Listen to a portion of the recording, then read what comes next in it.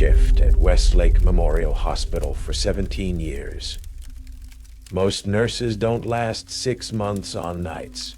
They blame the hours, the disrupted sleep patterns, the skeleton staffing. They tell themselves it's the stress of making critical decisions, while the doctors sleep soundly in their homes. That's not why they leave. Westlake Memorial sits on the outskirts of town, a sprawling 6-story structure built in the 1960s and expanded haphazardly over decades. The oldest wing, Blackwood Ward, dates back to 1897 when the original sanitarium stood on these grounds. The hospital administration keeps Blackwood functioning despite its age. Budget constraints, they claim. I know better. Hospitals sound different at night. The squeaking of rubber-soled shoes against linoleum, the mechanical inhale-exhale of ventilators, the rhythmic beeping of cardiac monitors, each with its own distinct pattern, like heartbeat fingerprints. Most people find these sounds disturbing. For night nurses, they become comforting. White noise that tells us everything is normal. It's when those sounds change that you need to worry.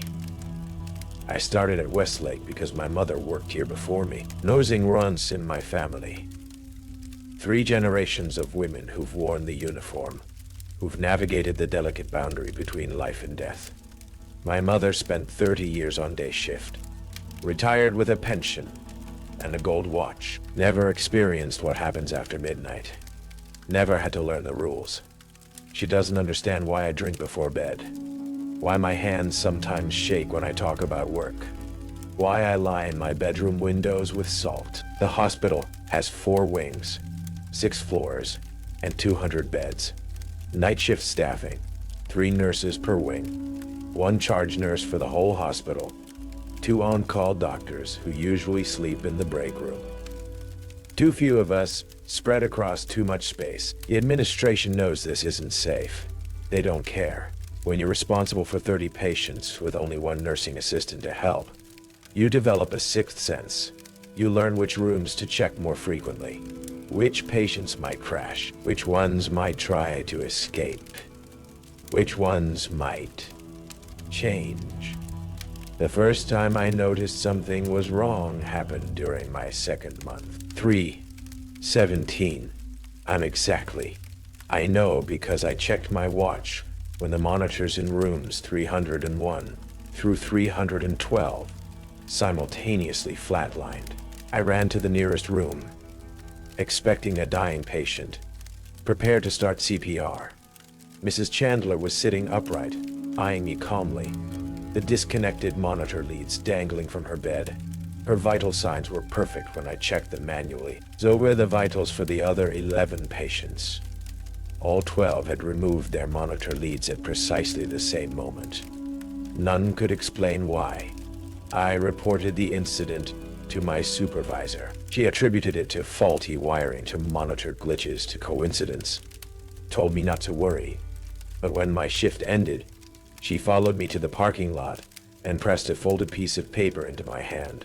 "Rules for night shift," she whispered. "Don't share them. Don't lose them. Don't ignore them." I thought she was being dramatic. I was wrong. Looking back, I should have quit then.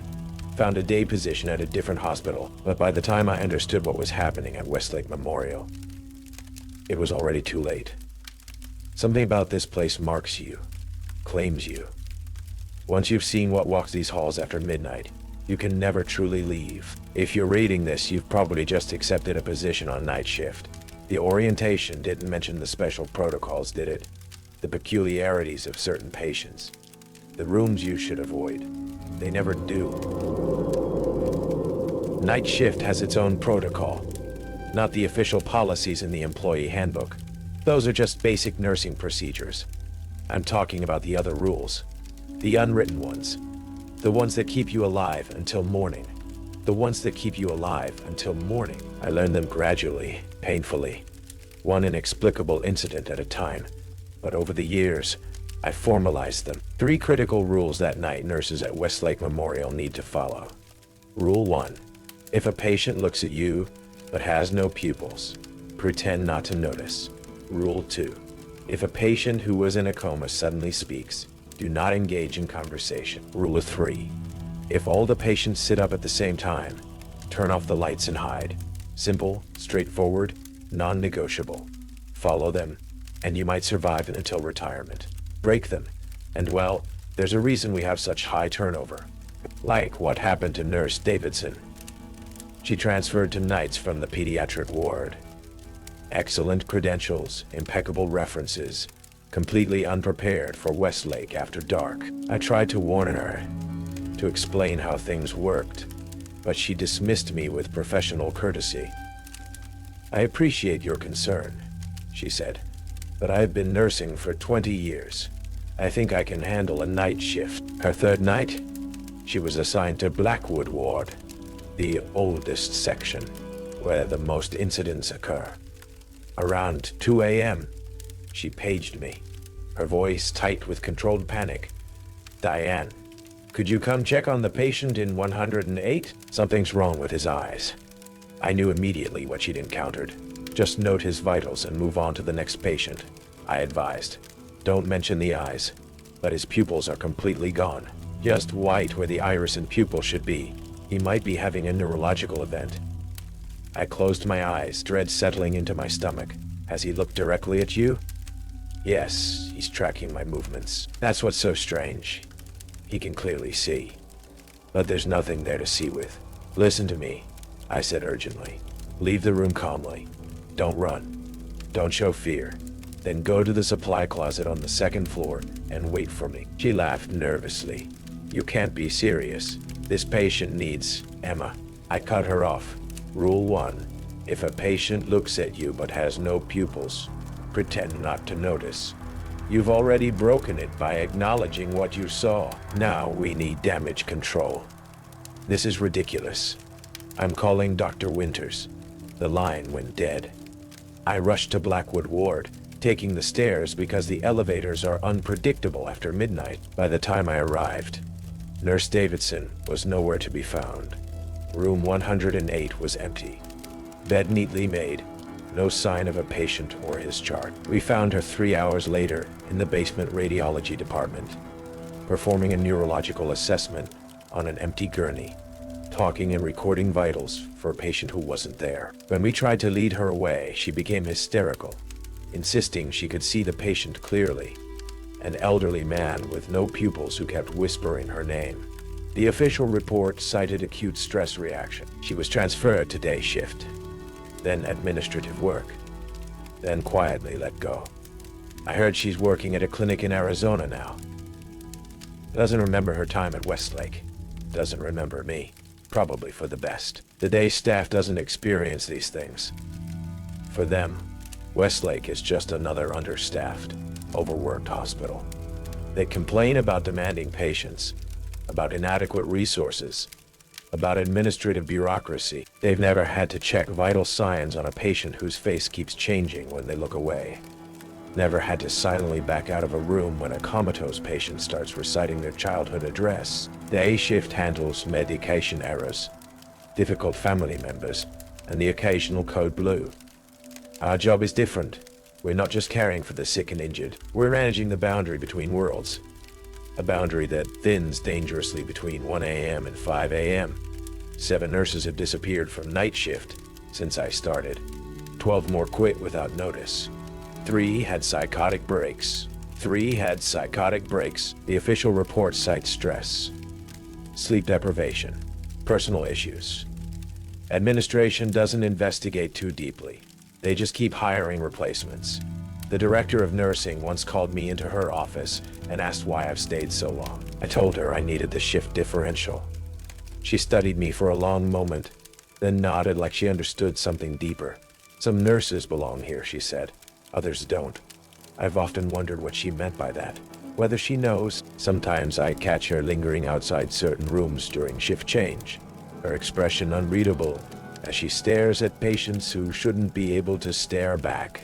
The last nurse before you, Lisa Chambers, lasted almost a year. Impressive streak, smart, adaptable, took the rules seriously once she witnessed a pupil-less patient for herself. Then one night, she broke Rule 2. responded to a comatose man who called her by name. The next night, she claimed the patient had told her things no one could know. Childhood secrets, private fears, the name of her long-dead twin. 3 nights later, she didn't show up for her shift. Her apartment was found empty, bed made, car still in the parking lot. The strange part, her patient had no history of a twin sibling either. But after Lisa disappeared, his medical record showed a note about his twin sister who died in childhood. A twin with Lisa's exact birth date. Remember the rules. They're not suggestions. They're the only barriers between you and whatever walks the corridors of Westlake Memorial after visiting Hour's End. Not every night at Westlake Memorial is a waking nightmare. That's what makes it so insidious. The stretches of normalcy lull you into complacency, make you doubt yourself, make you wonder if you imagine the other nights. Between the inexplicable incidents, I'm still a nurse. I still dispense medications, change dressings, monitor vital signs. I hold the hands of the dying. I celebrate with those who heal. I do my job, and I do it well. That's how I've survived 17 years. I cling to the routine, to the ordinary, to the parts of nursing that make sense. My typical shift begins at 10:30 p.m. with handoff report from the evening nurses. We sit in the conference room, fluorescent lights humming overhead, styrofoam cups of coffee growing cold as they update me on 30 patients. Post-op vital signs, pain management concerns, family dynamics, normal medical information. I take meticulous notes, ask appropriate questions. This part feels like nursing anywhere. Professional, methodical, grounded in science and evidence. The evening nurses never mention the other things. Either they don't see them, or they pretend not to. Either way, their ignorance is a blessing. By 11:15, I'm on the floor, introducing myself to patients who are still awake, checking IVs, administering the first round of night medication. The hospital settles into its nocturnal rhythm. Call lights blink occasionally. The cleaning staff mops the corridors, their squeaking carts echoing against tile floors. Monitors beep steadily. Everything normal. Everything as it should be. This is when I do my best work. Mrs. Garcia in 432 needs her wound redressed. Mr. Peterson in 415 is recovering from hip surgery and needs help to the bathroom. The young woman in 427 is frightened about tomorrow's procedure, and I spend extra time answering her questions, easing her fears. This is nursing as I was taught to practice it. Compassionate, competent, human. The midnight medications go out on schedule. I document meticulously, check orders, prepare for the 2 a.m. vitals check. Everything running smoothly, efficiently, normally. Then one of them arrives, and the hospital shifts. It's subtle at first. The corridor lights seem dimmer, though nobody's touched the switches. The distances between rooms stretch imperceptibly longer.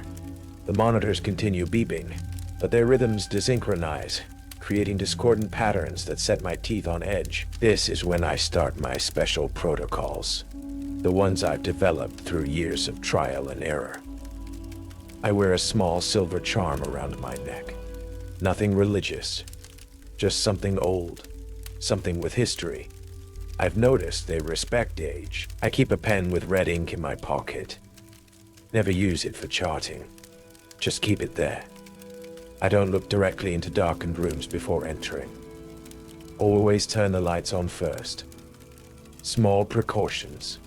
Small routines, small barriers between normal nursing and whatever waits in the shadows after midnight.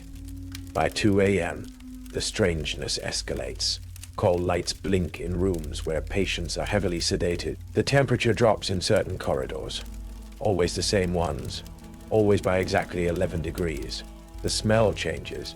Beneath the familiar antiseptic hospital scent comes something older, earthier, like freshly turned soil. The first time I encountered a pupil-less patient, I wasn't prepared. No one had warned me. The rules weren't formalized yet. Just vague cautions passed between night nurses. Be careful in the old wing. Don't look too closely at Mr. Winters. No explanations, no specifics. It was my 4th night shift. Mr. Abernathy, in 212, needed his blood pressure medication. Routine task. I entered the room, turned on the small bedside lamp rather than the harsh overheads, a courtesy to sleeping patients. Approached the bed, checked his wristband against my medication record. All standard procedure.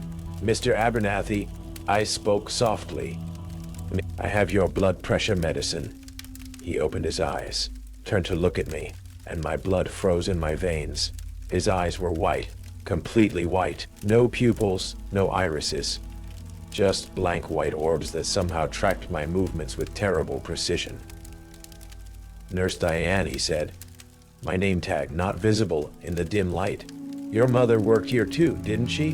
Before the accident? My mother had never had an accident. She'd retired normally, was still alive and well.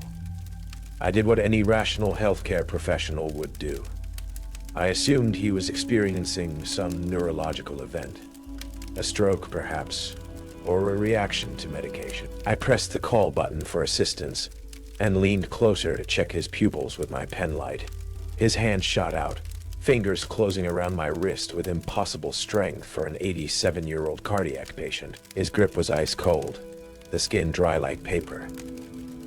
They're coming for you too, he whispered, those white eyes fixed on mine. They always collect the Blackwood nurses. My family name isn't Blackwood. Never has been. I didn't understand what he meant. Not then. Another nurse responded to my call, and the moment she entered the room, Mr. Abernathy released me. When I looked back at him, his eyes were normal. Pale blue irises, pupils reacting appropriately to my pen light. He seemed confused by our presence, asked politely for a glass of water, remembered nothing of our conversation. My colleague saw nothing unusual. When I tried to explain what had happened, she suggested I might be overtired, offered to cover my patients while I took a break. That night, driving home as dawn broke over the horizon, I checked my ID badge hanging from the rearview mirror. It still showed my correct name, but for a moment, just as the rising sun hit the plastic, I could have sworn it read Diane Blackwood. 3 days later, Mr. Abernathy died peacefully in his sleep. Natural causes. When I came in for my shift, his room was already occupied by a new patient. No one remembered him having white eyes. His chart showed no neurological symptoms, no unusual behavior. But taped to the inside cover of his medical record was a small, yellowed photograph from what looked like the 1940s. A group of nurses standing in front of Westlake, when it was still called Blackwood Sanitarium. And in the center, a young woman who looked exactly like me, wearing a name tag that clearly read Nurse Blackwood. That was my first encounter. I've seen hundreds since then. I've learned to recognize the warning signs, the slight drop in room temperature, the faint smell of soil, the way the monitors skip every third beep. I've learned to avert my gaze, to pretend I don't notice when their eyes go white, to continue providing care as if nothing is wrong, because that's the strangest part of night nursing at Westlake Memorial. Even when things turn inexplicable, the medications still need to be dispensed, the vitals still need to be recorded, the patients still need to be turned to prevent bed sores. The hospital may slip sideways into something impossible after midnight, but healthcare continues regardless. We adapt, we survive, and if we're very careful, very lucky, we make it to morning handoff with our sanity intact. Rule of 1 exists for a reason. If a patient looks at you but has no pupils, pretend not to notice. It sounds simple. See something impossible, ignore it, continue your duties. In practice, it's incredibly difficult. Everything about medical training teaches us to observe, to document, to intervene. When we see a symptom, we're programmed to respond. Pupil SI should trigger an immediate neurological assessment, a call to the attending physician, diagnostic tests. That's exactly what you cannot do at Westlake Memorial. The patients with white eyes aren't experiencing medical emergencies. They're not patients at all. Not entirely. Not anymore. They're conduits, doorways, vessels for something else to look through. Something that knows you, watches you, evaluates you through borrowed eyes. The pupil-less patients have patterns. They appear most frequently in the oldest wing, Blackwood Ward. They're more common during the dark moon phase.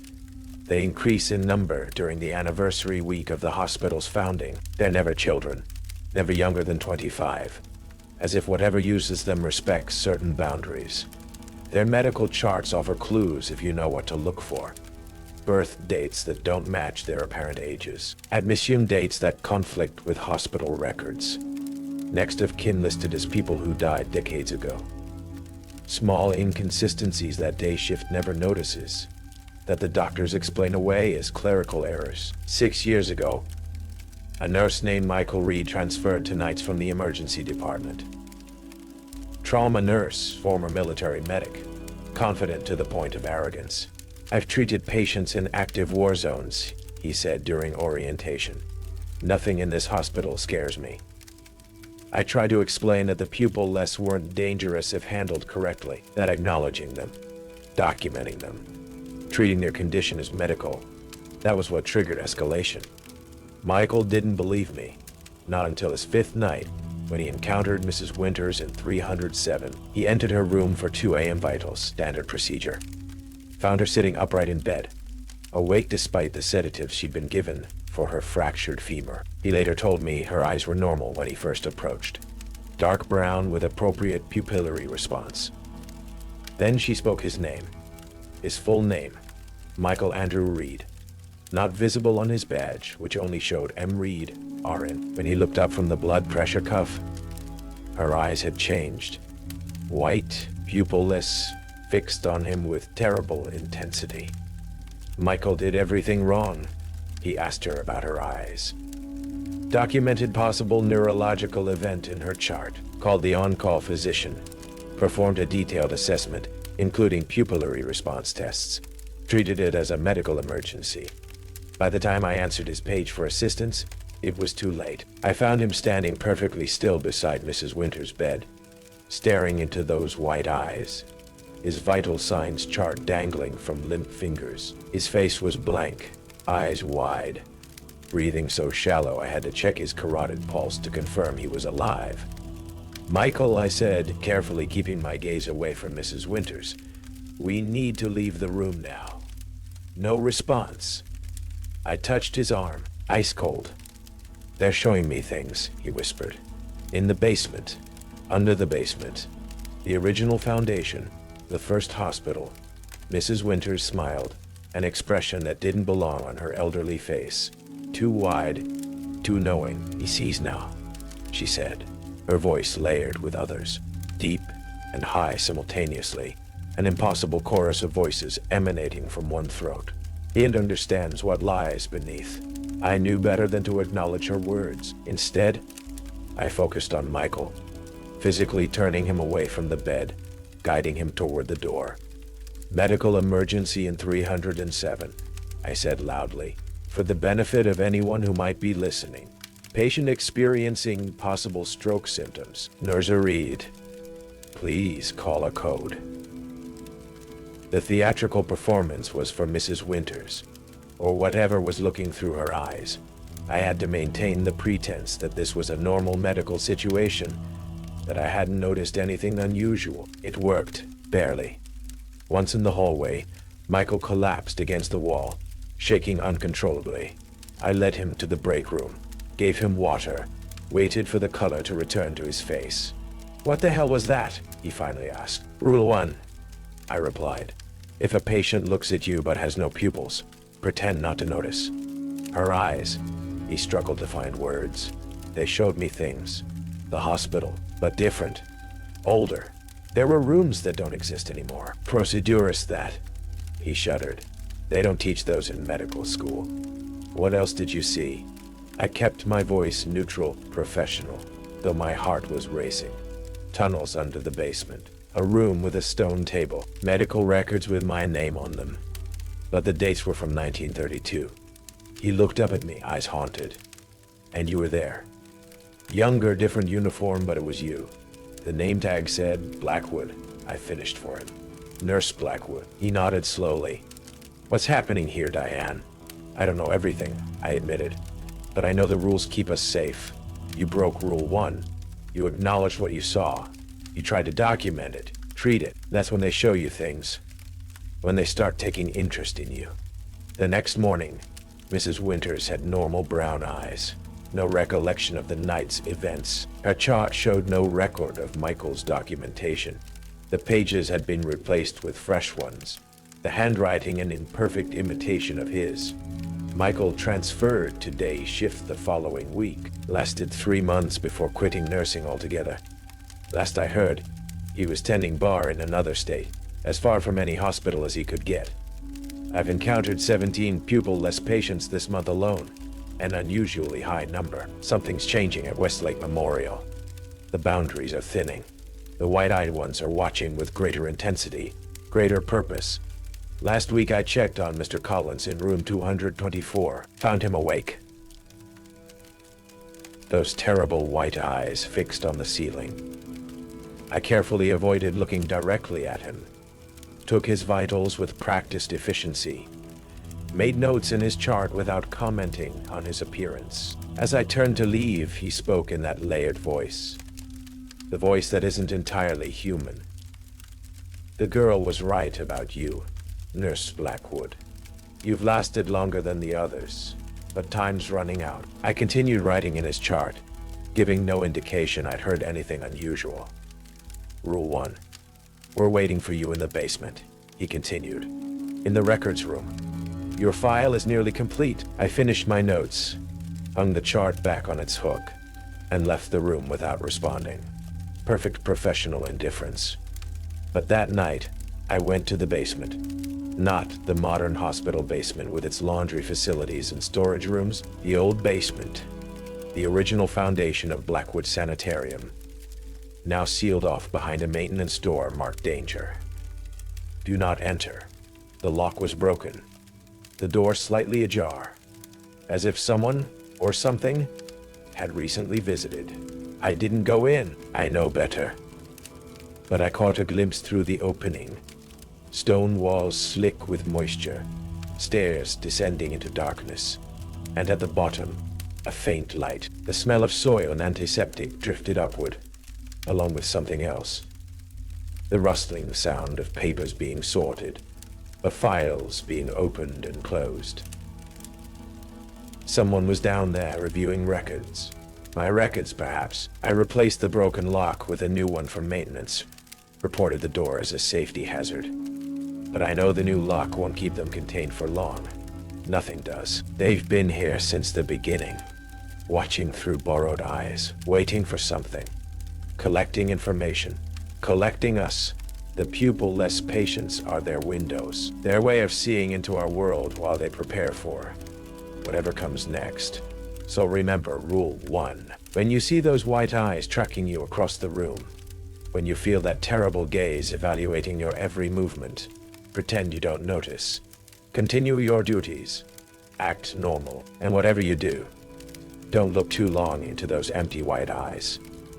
Don't let them know you can see them seeing you, because once they know you're aware, once they know you understand what's happening at Westlake Memorial, they'll start showing you things. Things buried in the hospital's history. Things buried in your own past or future. Things no nurse should ever have to see. The Glasgow Coma scale is the standard measurement for consciousness.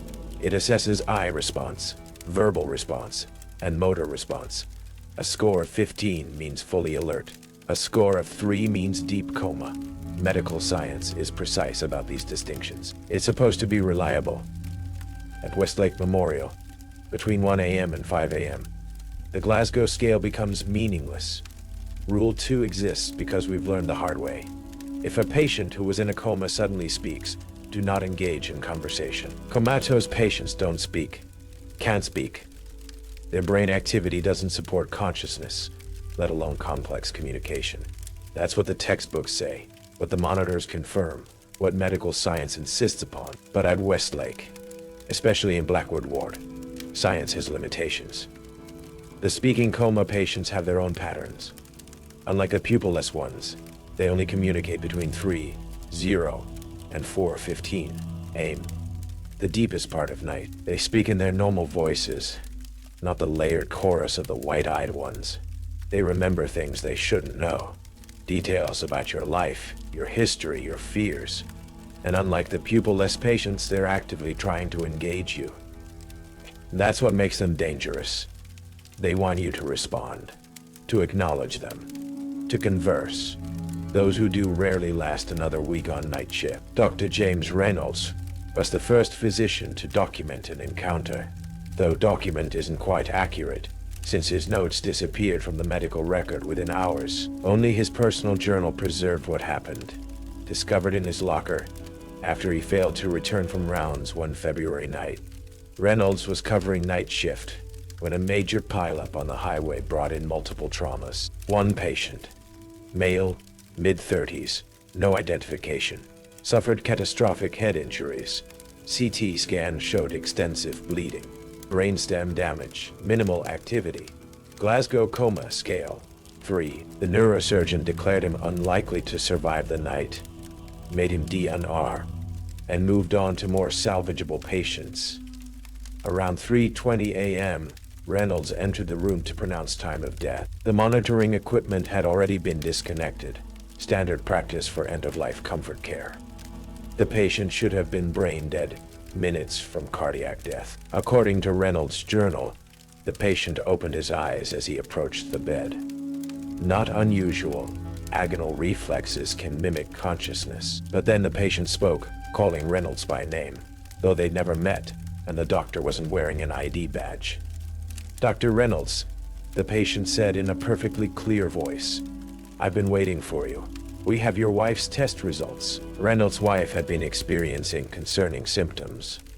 Unexplained weight loss, night sweats, fatigue. She had undergone testing the previous week, but hadn't received results yet. No one at the hospital should have known about her condition. Instead of backing away, instead of remembering that a Glasgow 3 patient cannot possibly speak, Reynolds engaged. "What results? Who are you?" The patient smiled. His head injury, a devastating open fracture that had exposed brain matter, was still clearly visible. Yet he spoke without difficulty, without pain. "The tumor is malignant, stage 4. But we can help her, Dr. Reynolds. We help our own. We've always taken care of the Westlake staff. Come closer. Let me explain the treatment." Reynolds did what any devoted husband would do. He stepped closer, listened intently as the comatose patient described an experimental procedure. Something involving the basement levels? Something not in any medical journal? The patient spoke with authority, using complex medical terminology, explaining the success rate, the process. All Reynolds needed to do was bring his wife to the sub-basement level at midnight. The original staff would take care of everything. Reynolds agreed. At the end of his shift, he called his wife, told her to meet him at the hospital that night. Then he went to the basement to prepare as instructed. Security footage shows Reynolds using his keycard to enter the maintenance door leading to the old foundation. He never emerged. His wife arrived at midnight as planned, was directed to the same door by a nurse no one on staff recognized. She never emerged either. 3 days later, a new oncology specialist joined the hospital roster. Dr. James Reynolds, according to his credentials. He looked similar to the missing physician, but those who knew him well noticed differences. Subtle changes in speech patterns and mannerisms, in the color of his eyes. His wife volunteers in the hospital gift shop now. She looks healthier than ever, though former friends mention she doesn't quite recognize them anymore. Doesn't seem to remember her previous life. No one asked questions, not officially, but the night nurses added a new rule to their unwritten list. I've encountered 14 speaking coma patients since then. Each time, I follow strict protocol, enter the room briskly, perform necessary care efficiently, document vital signs, Do not make eye contact. Do not respond to anything they say, no matter how compelling, how personal, how enticing. It's harder than it sounds. The human instinct to respond when addressed is nearly overwhelming. Oh, when someone speaks your name, looks directly at you, asks a question, your brain is wired to engage. 4 years ago, a coma patient in 317, elderly woman, massive stroke, no brain activity on EEG, called to me as I changed her IV fluids. "Diana," she said, her voice incongruously youthful from her damaged body. "I know why you can't remember anything before you started working here." I continued adjusting the drip rate, kept my eyes on the fluid bag. "Your file is special," she continued. "Different from the others. You've been here before, you know. Many times. Different bodies, different lives, but always the same role. The observer, the record keeper." My hands trembled slightly, but I maintained silence, focused on the task. "Don't you want to know who you really are? Why you dream about the stone table? Why the name Blackwood feels more right than your legal name?" Her tone was gentle, persuasive. "I can show you. Just ask me. Just say, 'Show me,' and I'll tell you everything." I finished the IV adjustment, made my notes, and left without responding. That night, 3 nurses who had worked at Westlake less than a month disappeared during their shifts. Their lockers contained personal items that didn't belong to them. Photographs of families they didn't have. Keys to houses they'd never lived in. The temptation to engage is strongest when they offer answers. Night nurses at Westlake accumulate questions about the hospital's history, about the strange incidents, about their own experiences that don't quite make sense. The speaking coma patients offer resolution, explanation, understanding. That's the trap. They know exactly what you want most. Last month, we admitted a John Doe, male, approximately 40, found unconscious near the hospital with no identification. Showed a massive subdural hematoma. Neurosurgery performed an emergency craniotomy, but advised he would likely remain in a persistent vegetative state if he survived at all. Glasgow Coma Scale, 4. During my 3 a.m. rounds, I entered his room to check vital signs. Found him lying perfectly still, eyes closed, breathing tube in place, exactly as he should have been. The ventilator whooshed rhythmically. The monitors beeped steadily. Nothing unusual. Until I turned to leave. "Your sister misses you," he said, though the breathing tube should have made speech impossible. "She's been waiting 67 years for you to remember." I froze, my back to the bed, hand on the door handle. "I don't have a sister. Never had one, at least not that I remember. The accident wasn't your fault, Diane. The hospital fire. All those patients in Blackwood Sanitarium. You tried to save them. I didn't respond, didn't turn, didn't acknowledge. Rule of 2. Ask me," he urged, his voice edging closer, though I hadn't heard movement.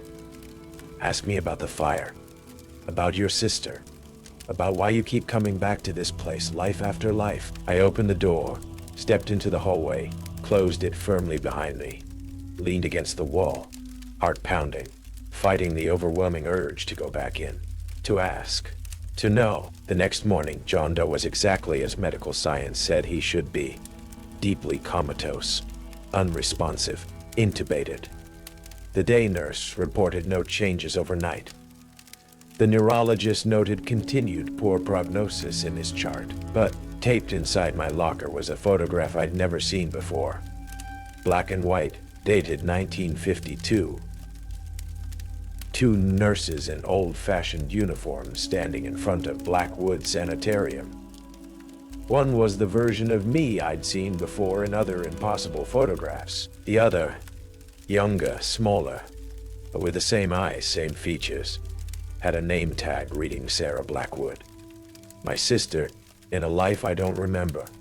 3 days later, John Doe died. Natural causes.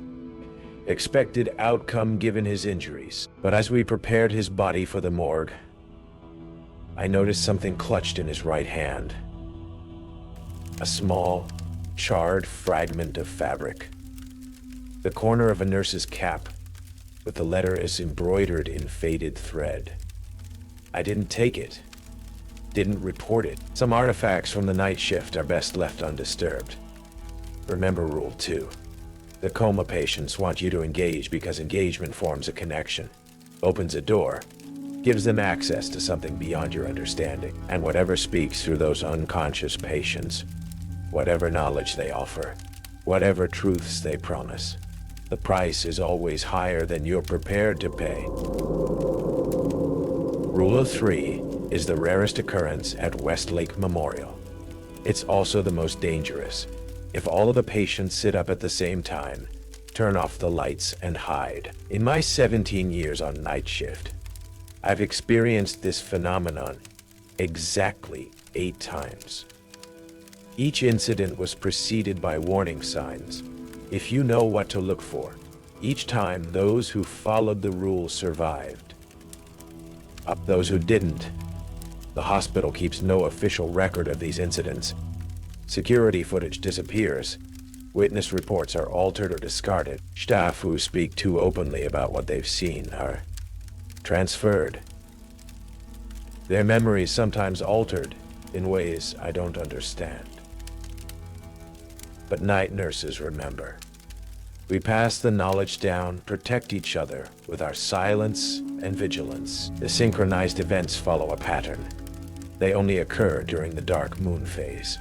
Only after 3 a.m. Only when the barometric pressure drops below a certain threshold. And only in wings built on the original Blackwood Sanitarium foundation. The warning signs are subtle but consistent. The air becomes unnaturally still. The monitors synchronize their beeping. All cardiac readings mysteriously adjusting to the same rhythm regardless of the patient's actual condition. The lights dim slightly, though power levels remain normal. And most telling, all electronic watches and clocks stop at exactly 3:33 a.m. When these signs appear, experienced night nurses know to prepare. We turn off lights rather than waiting for them to fail.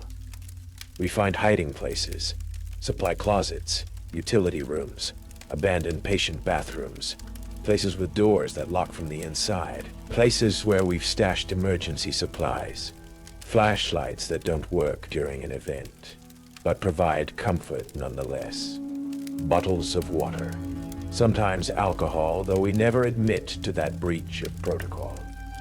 Most importantly, we hide alone, never together. Those who cluster don't survive. I learned about Rule 3 from a janitor named Victor Martinez. He'd worked night shift at Westlake since the early 1980s, knew every corner of the old building. He found me hiding in a linen closet during my first synchronized event, my 3rd month on the job. No one had warned me specifically about this phenomenon. Just vague cautions about bad nights when we should stay out of sight. When the monitors on my ward all synchronized their beeping, when the lights began to dim, my instinct told me to run. I found the closest hiding place and curled up behind stacks of sheets, not understanding what I was hiding from. Victor opened the door an hour into the event, his flashlight beam catching my wide eyes among the linens. He looked unsurprised to find me there. "First time," he whispered, slipping inside and closing the door. "You picked a good spot." They never checked the linen closets. Too mundane. "Who doesn't?" I whispered back. He didn't answer directly. Been working here 30 years. Seen it happen maybe 12 times. Always the same. All the patients sit up at exactly the same moment. Even the ones who shouldn't be able to. The paralyzed. The sedated. The comatose. They all sit up. And they all turn their heads toward the East Wing. Toward the old surgical theaters that don't exist anymore. I shivered, drawing my knees closer to my chest. What are they looking at? Not what. Who? Victor's face was grave in the dim flashlight glow. The original staff. The ones who never left. The ones who still practiced their medicine in the spaces between walls. He told me about the first time he witnessed it, in 1984. He'd been mopping the third-floor corridor when the lights dimmed. Before he could report the issue to maintenance, every patient door on the floor swung open simultaneously. Then the patients emerged, walking in perfect unison, regardless of their medical condition. Patients with broken legs moved without pain. Patients on ventilators breathed independently. Patients who had been unconscious for weeks walked with purpose. They formed a procession down the corridor, moving toward the east wing, toward a wall where a set of double doors had once existed, but had been sealed during renovations. Victor pressed himself into an alcove, watching in terror as nearly 30 patients approached the solid wall and passed through it, disappearing one by one into the solid surface. The night staff who had been on the floor were gone. No bodies, no signs of struggle, just gone. In the morning, the day shift found patients in their beds, appropriate to their medical conditions. With no memory of the night's events, the missing staff were never found. The official report cited mass resignation without notice. I survived because I didn't run, didn't scream, didn't attract attention, Victor explained. I just hid and stayed quiet. That's the rule. When it happens, you hide. When it happens, you hide. You don't come out until the overhead lights return to full brightness. No matter what you hear, no matter who calls your name, no matter how many hours it takes. Victor retired 2 years after telling me this story, moved to Arizona to live with his daughter. His parting words to me: whatever walks these halls during those events, it's not human. It never was. But it remembers being human, and that makes it dangerous. I followed his advice during every synchronized event since then. I've heard things while hiding. Footsteps passing by my closet door, different from normal footsteps, too measured, too deliberate. The squeaking of gurneys being wheeled through corridors, but with odd rhythms that don't match modern hospital equipment. Voice speaking calmly in what sounds like normal medical terminology, but just distorted enough that I can't quite understand the words. And sometimes, my name being called, not by patients, by voices that sound like colleagues, the missing ones, the ones who disappeared during previous events. They call for help, call for assistance with patients, use the normal phrases that would compel any nurse to respond. I never answer, never open the door, never leave my hiding place until the lights return to normal. 5 years ago, a new nurse named Trevor Hansen experienced his first synchronized event. I tried to warn him, explain the rules, but he was skeptical. A rational man who believed in medical science, not hospital haunts. When the warning signs appeared, I urged him to hide, pointed him toward the medication room with its heavy lockable door. He humored me, but I could see the doubt in his eyes. I found my own hiding place, a rarely used patient bathroom in a temporarily closed room, locked the door, turned off the light, waited in darkness, counting my heartbeats to mark time. 20 minutes into the event, I heard Trevor's voice in the corridor outside my hiding place. "Diane, where are you?" "Something's happening with the patients in 310. I need help right away." I remained silent, though every nursing instinct screamed to respond to a colleague in need. "Diane, please." His voice was closer now, right outside my door. "They're doing something to Mr. Jackson. Some kind of procedure." I don't recognize the instruments. I need a senior nurse." The doorknob rattled. Once, twice. Not Trevor testing if it was unlocked. More like Trevor being pressed against the door by someone, or something else. "Tell her we need another Blackwood," said a different voice. Clinical, precise, with an accent and speech pattern that sounded decades out of place. "The procedure requires a Blackwood nurse. Family tradition." I covered my mouth with both hands, suppressing any sound that might escape. Pressed myself against the wall furthest from the door. "She can hear us," said the outdated voice. "She's in there, breaking her oath, neglecting her duties." Trevor's voice came again. strained now. Diane, please. They say if you come with them, they'll let me go. Please. They're hurting me. I closed my eyes, focused on my breathing, silently recited medication dosages, procedure protocols, anything to drown out those pleading words. After what seemed like hours, the voices retreated. The overhead lights flickered back to life. The air pressure normalized. I waited an extra 10 minutes before emerging. Found the corridor empty, silent, normal. Checked the medication room where Trevor should have been hiding. The door was ajar. The room was empty except for a single shoe. Trevor's left nursing clog, tipped onto its side as if it had fallen off during a struggle. Trevor was never found. His car remained in the parking lot for weeks before being towed. His apartment showed no signs of packing or planned departure. The official report cited abandonment of position. 3 days after his disappearance, a new male nurse joined the night shift. No one questioned his credentials or sudden appearance. The synchronized events are becoming more frequent. 3 in the past year alone, when historically they occurred only every few years. Something is changing at Westlake Memorial. The boundaries are weakening. The original staff, whatever they truly are, is becoming more active, more present, more purposeful. During the most recent event, hiding in a supply closet on the 2nd floor, I heard something new. Not footsteps or voices or medical instruments, a sound like massive stone doors grinding open. The smell of much older antiseptic, carbolic acid, not used in hospitals for over a century.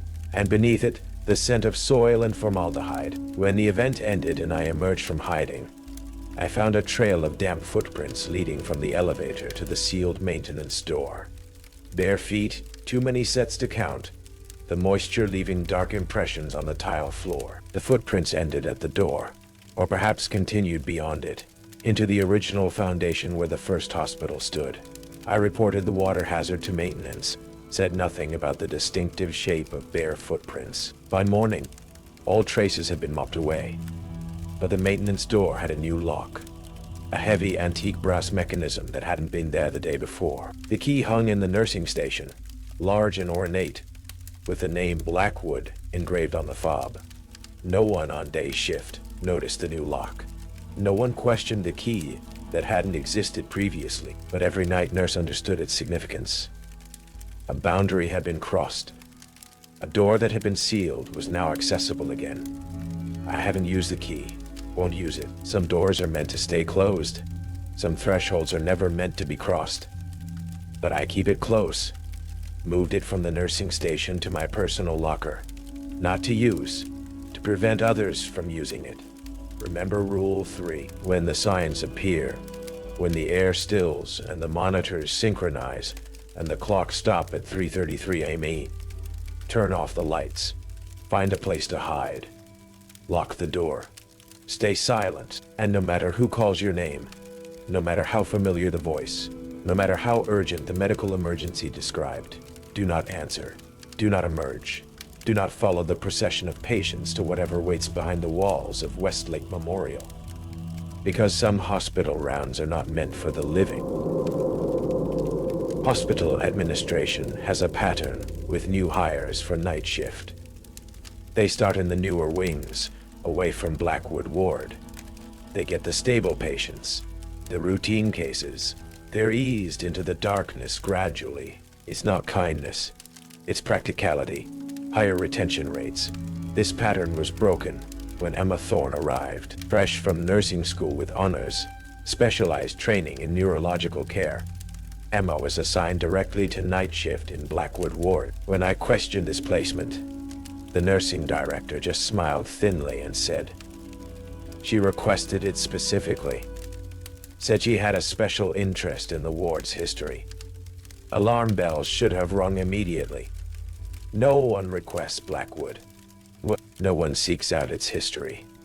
The fact that she knew enough to ask for it specifically suggested she wasn't the innocent new graduate she appeared to be. I met Emma during her orientation. Young, eager, with bright eyes that hadn't yet seen the impossible. Her enthusiasm was almost painful to witness. I have read so much about this place, she gushed as I showed her around the medication room. The original Blackwood Sanitarium was revolutionary for its time. Did you know they performed experimental neurosurgeries here in the 1930s? Procedures that weren't documented anywhere else in medical literature. I maintained a professional smile. The hospital has an interesting history. Interesting? She leaned closer, voice dropping. It's extraordinary. Patients with terminal brain tumors walking out completely healed. Paralysis reversed overnight. Cases that defied medical explanation. Where did you read about these cases? I kept my tone casual, though my pulse had quickened. My grandmother was a nurse here. She kept journals. Emma's eyes shone with pride. She worked nights in Blackwood Ward from 1952 until 1958, when she left suddenly. My stomach tightened. 1958. The year of the fire that had destroyed the original East Wing. The fire that claimed 17 lives, mostly staff. The fire I sometimes dreamed about, though it happened decades before I was born. What was your grandmother's name? I asked, dreading the answer. Sarah. Sarah Blackwood? The name hit me like a physical blow. Sarah Blackwood. The sister from the photographs. My sister, in a life I couldn't remember. Emma's grandmother. Are you all right? Emma was studying me with concern. You've gone pale. I recovered quickly. Years of professional composure coming to my rescue. Just tired. Let's continue the orientation. As we walked the halls, I observed Emma more carefully. The shape of her eyes, the line of her jaw. I could see echoes of the young nurse from those impossible photographs. Echoes of features I saw in my own mirror every day. She chatted about evidence-based practice, about neurological assessment techniques, about her plans to eventually pursue advanced certification. Normal nursing conversation, but beneath it ran an undercurrent of something else. Subtle questions about patient behaviors at night, about unusual symptoms, about specific rooms in Blackwood Ward. She knew something, or thought she did. I made a decision then, or thought she did. I made a decision then. I would protect her. This bright-eyed nurse who might be my sister's granddaughter, from a life I didn't remember. I would teach her the rules properly, ensure she understood their importance. I would keep her safe from whatever walked Westlake's halls after midnight. After orientation, I took Emma to the cafeteria, bought us both coffee, and laid out the rules explicitly. No vague warnings, no cryptic advice, just clear, direct explanation of the phenomena she would encounter and how to survive them. She listened politely, expression neutral. When I finished, she thanked me for my concern. I understand why you believe these things, she said carefully. Working nights can cause perceptual disturbances. Sleep deprivation affects cognitive processing. I'm sure you've had experiences that seemed supernatural. They don't seem supernatural, I corrected. They are supernatural, and they'll kill you if you ignore the rules. She smiled kindly, the smile of someone humoring delusions. I'll be careful. That night was her first shift in Blackwood Ward. I arranged to work alongside her, ostensibly for training purposes. Everything was normal for the first few hours. Medication administration, documentation, routine assessments. No white eyes. No speaking coma patients. No synchronization warnings. Emma was competent, thorough, compassionate with patients. A good nurse by any standard. She followed protocols meticulously, asked intelligent questions, demonstrated excellent clinical judgment. Nothing in her behavior suggested ulterior motives or hidden knowledge. Until 3:17 a.m., when we entered room 342 together to check on Mr. Winters, a stroke patient with left-sided paralysis. I noticed the warning signs immediately. The slight temperature drop, the faint smell of soil, the monitor skipping every third beep. Knew what we would find before we even approached the bed. Mr. Winters was awake, watching us with completely white, pupil-less eyes. I kept my expression neutral, proceeded with vital signs assessment as if nothing was unusual. Emma, standing beside me, gasped softly. "Mr. Winters," she said, leaning closer to examine his eyes. "Can you follow my finger?" I tensed, preparing to pull her back. "Emma, remember what I told you." Rule 1. She ignored me, pressing the call button. "I need to document this. His pupils are completely—" Nurse Thorne, Mr. Winters interrupted, his voice that terrible layered chorus. "Your grandmother sends her regards from the sub-basement. She says it's time you joined the family practice." Emma froze, finger still on the call button. "What did you say?" I grabbed her arm. "Do not engage. We're leaving. Now." "She's been waiting 67 years," Mr. Winters continued, his head rotating too smoothly to face Emma directly. "Ever since the fire. Ever since your aunt left her to burn." "My aunt?" Emma turned to me, confusion evident. "I don't have out now." I physically pulled her from the room, shutting the door firmly behind us. In the corridor, I gripped her shoulders. "Listen to me. Whatever you think you know about this hospital, about your grandmother, about Blackwood Ward, it's not the whole truth. The rules exist for a reason." Her face had paled, but determination still shone in her eyes. "He knew about my grandmother, about the fire. How could he possibly know that? They know many things they shouldn't. That's why we don't engage." She shook her head slowly. "My grandmother's journals mentioned a sister who worked here too. A sister who abandoned her during the fire, who left her to die while saving herself."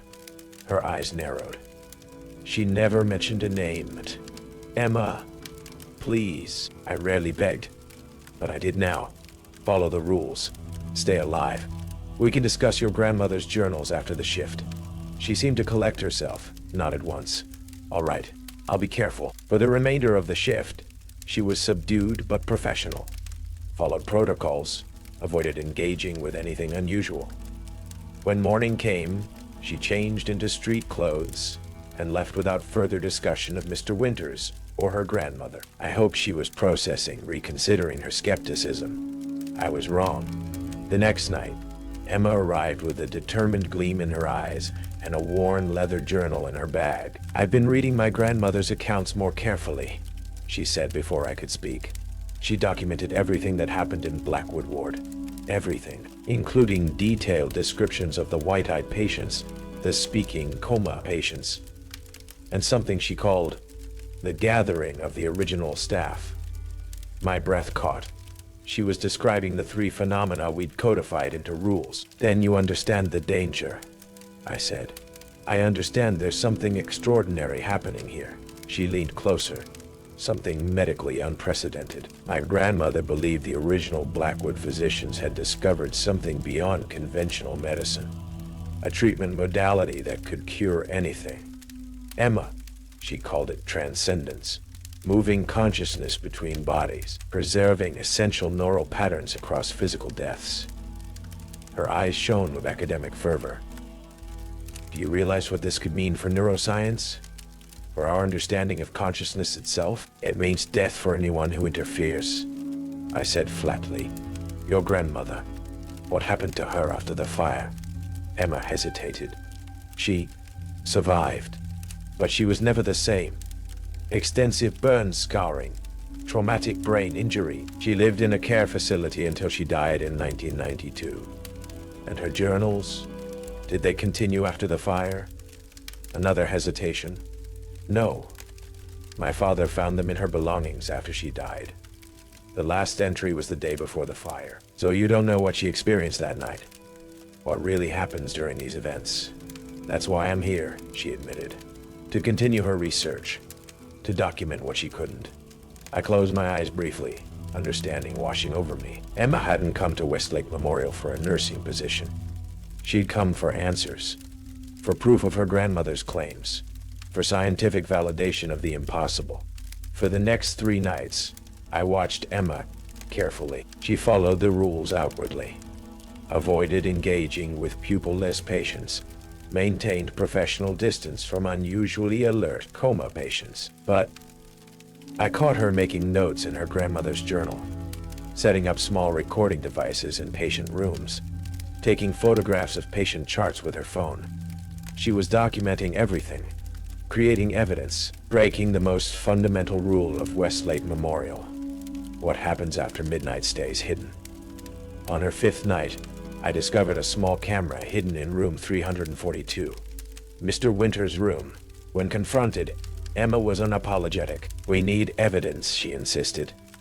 "Concrete, verifiable evidence of these phenomena.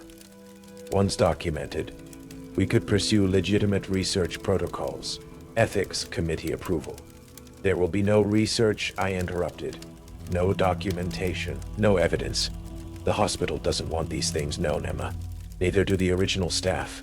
"The original staff are dead," she argued. "Are they?" I held her gaze steadily. "Are you certain?" Doubt flickered across her face, quickly replaced by determination. "I need to know what happened to my grandmother. What really happened during the fire. Why her sister abandoned her. I saw then that nothing would dissuade her. The need for answers ran too deep. And perhaps, in her position, I would have felt the same. "Be careful," I said finally. "Some answers come at too high a price." The next night, Emma didn't arrive for her shift. I called her apartment. No answer. Check with hospital administration. No call-in, no notification of absence. Her locker contained her spare scrubs, her lunch bag, her nursing textbooks. Everything except her grandmother's journal. I knew where she had gone, the one place I had avoided for 17 years. The sub-basement beneath Blackwood Ward, where the original sanitarium's operating theaters remained intact beneath layers of renovation. Where the fire had started in 1958, where the original staff still gathered.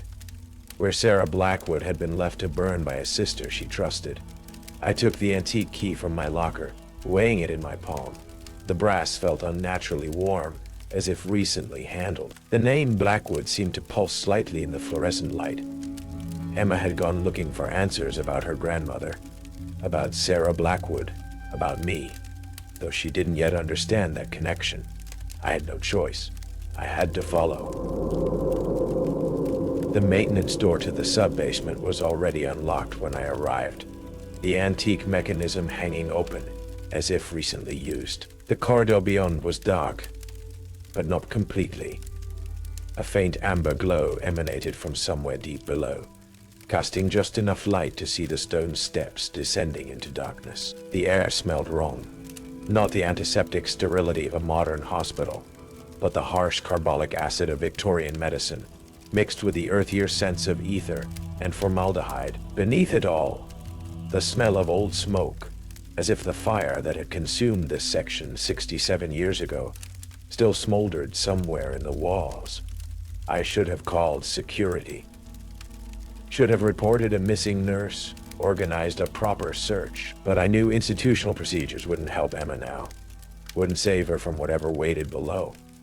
The stone steps were worn in the center, smooth depressions from countless footsteps over more than a century. How many feet had traveled this path? How many had returned? My flashlight provided little illumination, the beam seeming to terminate unnaturally after a few feet, as if the darkness here was too dense to penetrate. I kept one hand against the damp stone wall, counting steps as I descended. 17, 18, 19. According to the architectural plans I'd seen, Westlake Memorial had only one basement level. These stairs should have ended already. Instead, they continued downward, spiraling deeper than should have been physically possible. 27, 28, 29. The temperature dropped with each step, the air becoming thick and difficult to breathe. My scrubs felt inadequate against the chill. My watch had stopped at 3:33 a.m., though I'd begun my descent well after 4. 33 steps. I reached the bottom, finding myself in a wide corridor with arched ceilings, gaslight fixtures, Actual gas with small flickering flames lined the walls, casting everything in that amber glow I'd seen from above. This wasn't a hospital basement. This was Blackwood Sanitarium as it had existed in the late 1800s, perfectly preserved. Or perhaps perfectly reconstructed in some impossible space beneath the modern building. The corridor extended in both directions, lined with heavy wooden doors reinforced with iron. Each door had a small viewing window and a nameplate. I approached the nearest one, angling my flashlight to read the faded brass plate. Nurse Blackwood, D my name, my door. I backed away, focusing instead on my purpose, finding Emma, the rational part of my mind, the part trained in evidence-based practice, in scientific methodology, was screaming that this was impossible, that I was experiencing a psychotic break, a hallucination, a dream. But 17 years on night shift had taught me that rationality has its limits. That science doesn't explain everything that walks Westlake's halls after midnight. I called Emma's name softly, not wanting to attract attention from whatever else might inhabit this place. No response. I moved carefully down the corridor, checking nameplates, peering through viewing windows into darkened rooms. Near the end of the hall, I found a door with fresh scratches around the lock, as if someone had forced it open recently. The nameplate read Nurse Blackwood, S. Sarah, Emma's grandmother, my sister. The door was ajar. I pushed it open slowly, wincing at the creaking hinges. The room beyond was small, stone wall, with a single gas lamp, providing minimal illumination. A bed, a desk, a wardrobe, Spartan accommodations like nurses' quarters from another century. On the desk lay Emma's grandmother's journal, open to a page filled with frantic handwriting. Beside it, a modern notebook, Emma's continuing documentation, her own observations, and on the floor, a trail of dark droplets leading to the wardrobe. Blood. Emma. I whispered, approaching the wardrobe cautiously. It's Diane. I'm here to help. No response. I reached for the wardrobe door, steeling myself for what I might find. Before I could touch it, a voice spoke from behind me. She's not here. I turned slowly. In the doorway stood a woman in an antiquated nurse's uniform. High collar, long skirt, starched white cap. Her face was partially obscured by shadow, but I could make out burned scars covering the right side, pulling her mouth into a permanent half-grimace. Sarah, I whispered. She stepped forward, the gaslight illuminating her features more clearly. The left side of her face was unmarked, showing what she had looked like before the fire, and the resemblance between us was unmistakable. Same eyes, same nose, same chin. The face from the photographs, the face of my sister. You remember me? She said, sounding faintly surprised. That's new. Usually you don't remember anything. Where's Emma? I asked, trying to keep my voice steady. With the doctors, learning about her heritage, about the family business. Sarah's voice was oddly flat, emotionless. She wants to know everything. Unlike you. You never want to know? What family business? What heritage? Sarah's ruined mouth twisted into an approximation of a smile. The Blackwood specialty. Transference. Migration. Movement between vessels. I don't understand. You do. You just don't remember. She moved closer, her movements too smooth, too precise. Every 25 years, the process requires renewal. Fresh vessels. The original staff, the brilliant minds who founded Blackwood Sanitarium, need new bodies. Bodies prepared by nurses who understand their special requirements. A chill ran through me that had nothing to do with the room's temperature. Nurses like the Blackwoods. Family tradition. For generations. My grandmother, my mother, me. She tilted her head, studying me. You, I'm not. But I stopped myself. The photographs. The impossible memories, the dreams of a fire I couldn't have experienced. You always resist, Sarah continued. Every cycle, every vessel. Something in you rejects the purpose, refuses to remember. So they keep trying, keep bringing you back in new bodies, new lives, hoping eventually you'll accept your role. And what is that role exactly? I asked, though I feared I already knew. Procurement. The word hung in the air between us, finding suitable vessels for the original staff, preparing them, facilitating the transfer. I thought of the patients with white eyes, the speaking coma patients, the synchronized movements. All of it suddenly, horribly clear. Emma is descended from Blackwoods, I said slowly. So they want her to take my place. I've served my purpose. 67 years is a long time, even for us. And what about me? You've been resisting for over a century. Since 1919, when you first betrayed the family legacy. Zara's expression hardened. When you sabotaged a transfer and caused 3 of the original staff to be lost forever. The door behind Sarah opened wider. 2 figures entered. Men in outdated surgical attire, complete with blood-stained aprons and antiquated instruments hanging from their belts. Their faces were wrong somehow. Features too smooth in some places, too detailed in others, as if they weren't entirely comfortable in their own skin. The prodigal Blackwood returns, said the taller one. His voice the same layered chorus I'd heard from the pupil-less patients. Right on schedule. Where's Emma? I demanded. Preparing, said the second figure. She's quite eager. Once we explained her grandmother's true purpose, her family legacy, she understood the importance of continuing the work. You're lying. She wouldn't agree to this. Not initially, admitted the first. But young minds are malleable, especially when presented with irrefutable evidence of greater realities. A terrible sound echoed from somewhere deeper in the impossible sub-basement.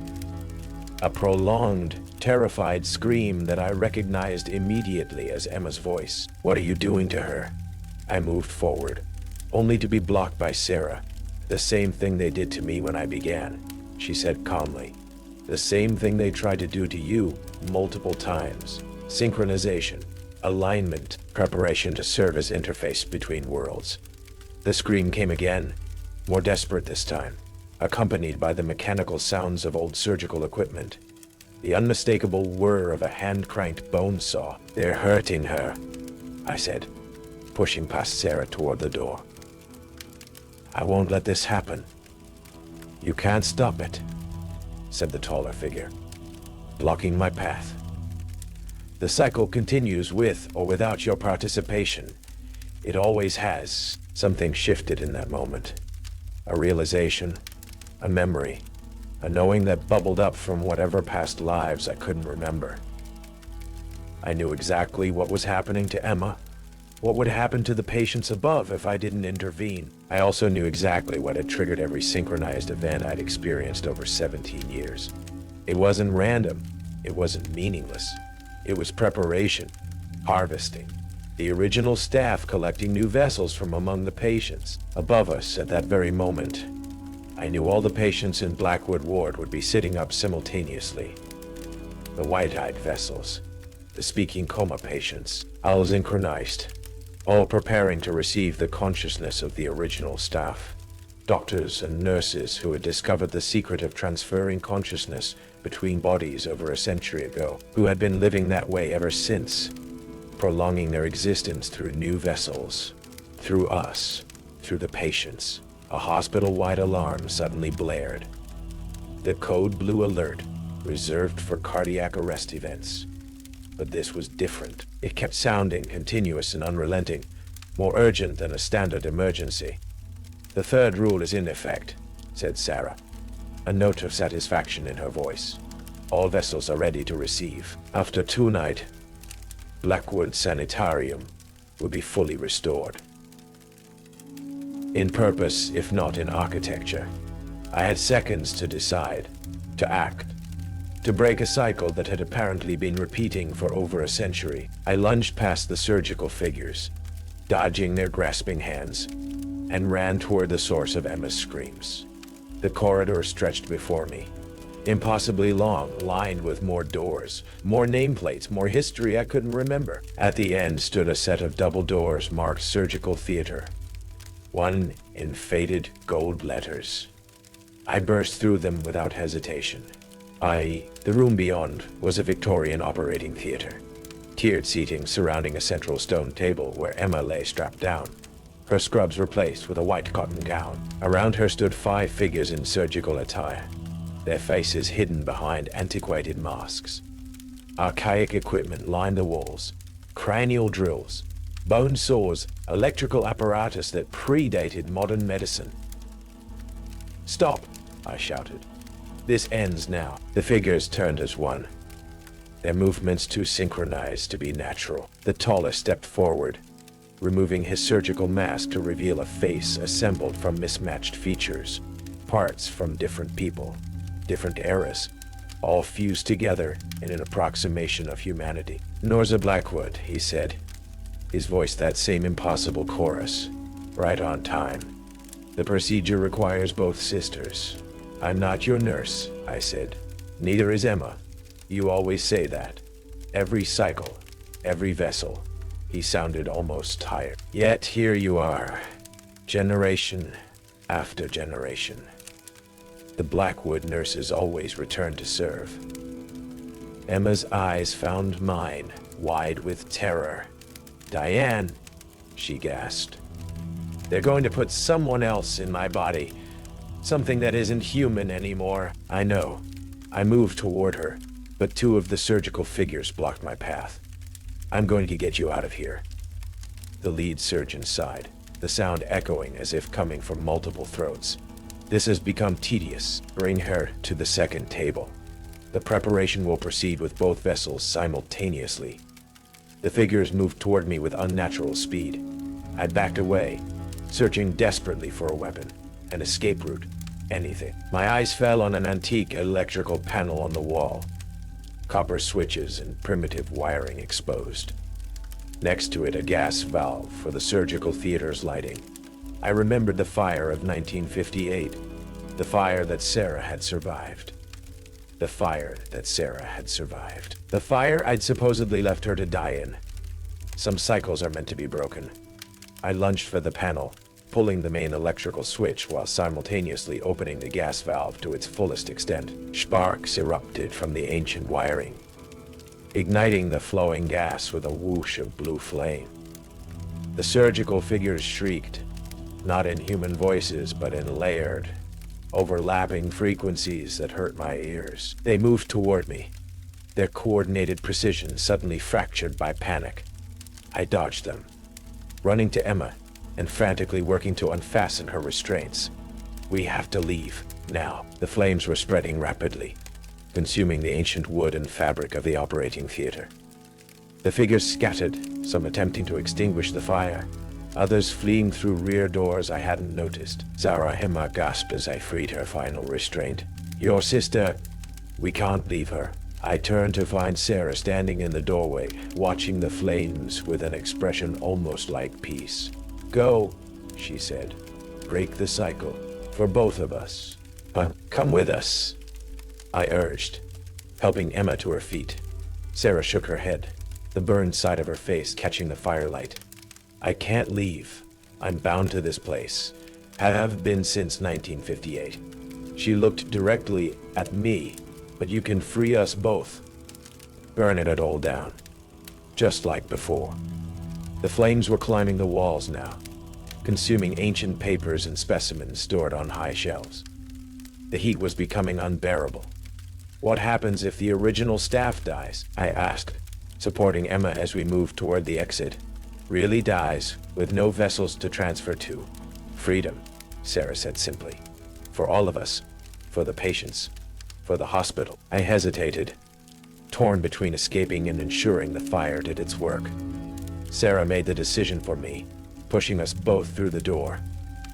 "Run," she commanded. "Get above ground.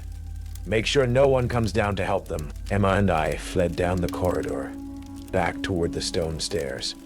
Behind us, the fire roared, consuming a century of impossible medicine, of consciousness transfers, of eternal doctors and their unwilling patients. We staggered up the stairs, counting each one until we reached the maintenance door.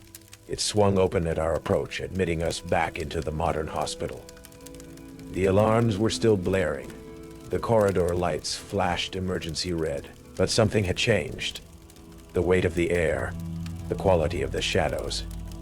As if something ancient had finally released its hold, I slammed the maintenance door shut behind us, watching in astonishment as the lock melted, sealing the entrance permanently.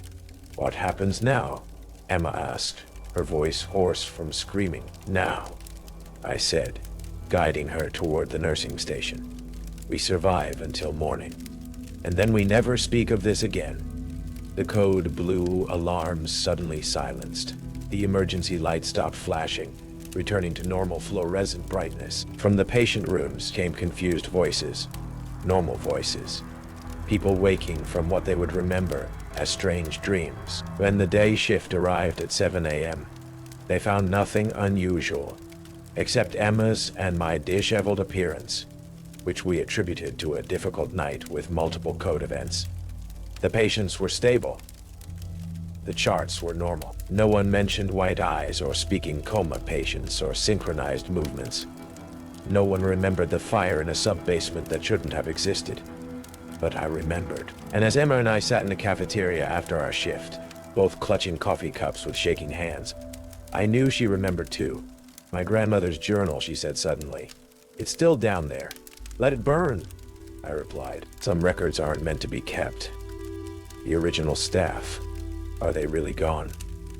I considered this, thinking of the melted lock, the sealed door, the lightness in the hospital air.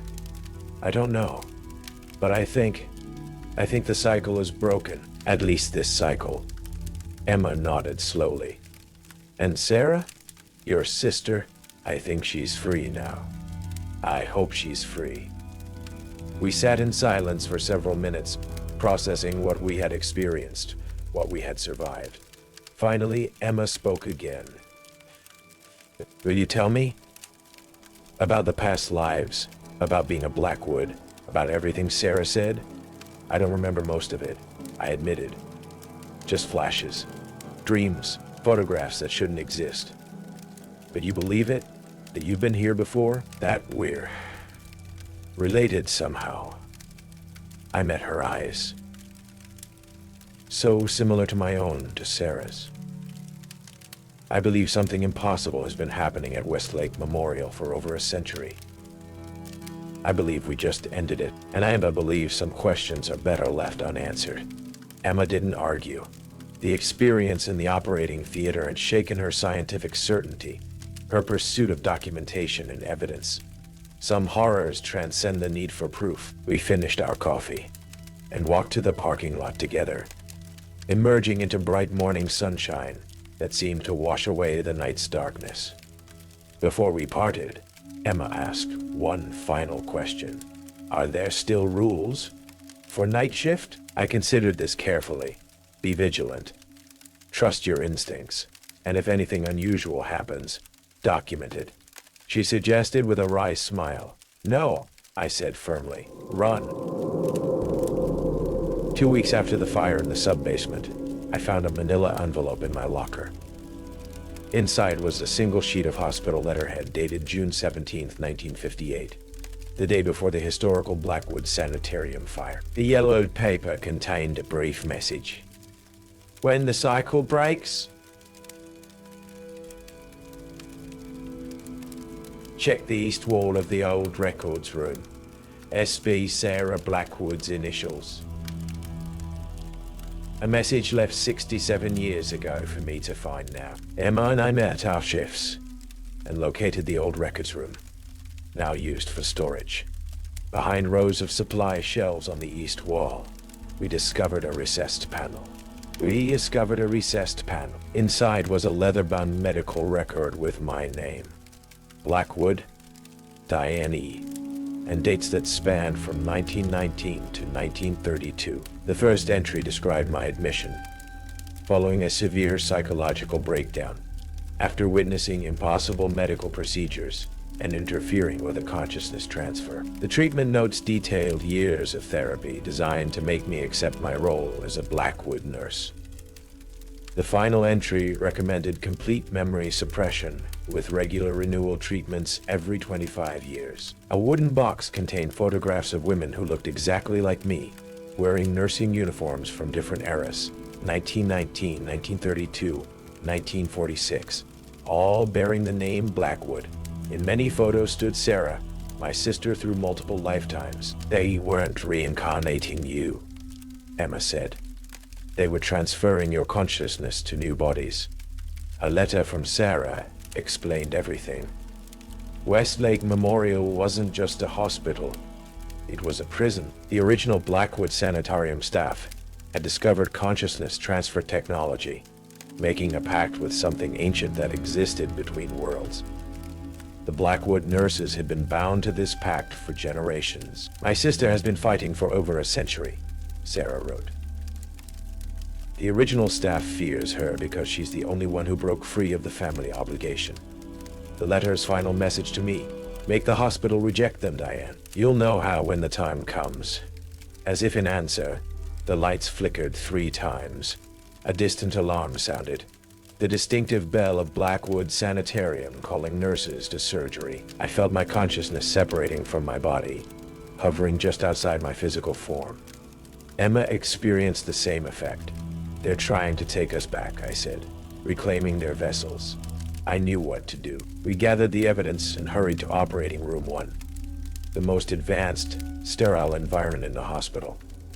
I scattered the photographs and documents across the pristine surgical surfaces. The room responded immediately. Lights flickered, equipment emitted warnings, ventilation roared to life. The evidence disintegrated, and throughout the hospital, systems failed as the building rejected the century-old infection that had festered within it. When silence finally returned, we knew something fundamental had changed. The cycle was interrupted, though perhaps not ended completely. The emergency briefing surprised no one more than me. Administration announced that due to structural concerns, Westlake Memorial would close permanently. Patients would be transferred, staff would receive severance packages. No mention of the night's events. No acknowledgement of anything unusual. As we left the auditorium, the hospital director pressed something into my hand. The same antique brass key I'd used to access the sub-basement. The one that had melted in the lock. "Some doors stay locked for a reason," she whispered before walking away. The hospital closed over the following days. No one mentioned the wide-eyed patients who no longer appeared. No one noticed the coma patients who remained appropriately unconscious. No one remembered the synchronized events that had never been documented. On the final day, Emma found me in empty room 342. "Got a job offer at County General," she said. "You?" "Several options," I replied. "Haven't decided yet." She studied me. "You're not leaving, are you? Even though the hospital's closing, someone has to stay. To watch. To make sure they don't come back." "Then, I'll stay too," she insisted. "No," I said firmly. "You need to leave. Build a normal life. Practice normal medicine. Be a normal nurse. After what I've seen, you can try." I insisted. "I can't. I've been here too long, through too many cycles." She noticed something over my shoulder. I turned to see a faint door outlined on the blank wall, one that hadn't been there moments before. The brass key in my pocket felt heavier, warmer. "Don't," Emma warned. "Don't," Emma warned. "Whatever's behind there, it's trying to come back. Or showing me the way to truly end this," I countered. I made her promise to leave, to break the Blackwood cycle by refusing to continue it. After she walked away, I approached the outline, inserted the key into what seemed like solid wall, and felt it click as it found an invisible lock. The door swung inward, revealing a stone corridor lit by gas lamps. Sarah stood there, waiting. "You remembered?" she said simply. Finally. Not everything, I admitted, but enough. She extended her hand. It's time to end this properly. The original staff is weakened but not gone. I stepped through the doorway, the key dissolving to dust as the door closed behind me. If you're reading this, if you've just accepted a position on night shift in a hospital with history too deep to fathom, remember what I've told you. The rules exist for a reason, refined over generations and passed down in whispered warnings. Follow them without question, without exception. Some night shifts never end. Some nurses never clock out, and some hospitals continue their rounds long after the patients have gone, seeking new vessels for ancient practitioners who remember being human, but no longer truly are. Remember the rules. They're all that stand between you and what walks hospital corridors after midnight.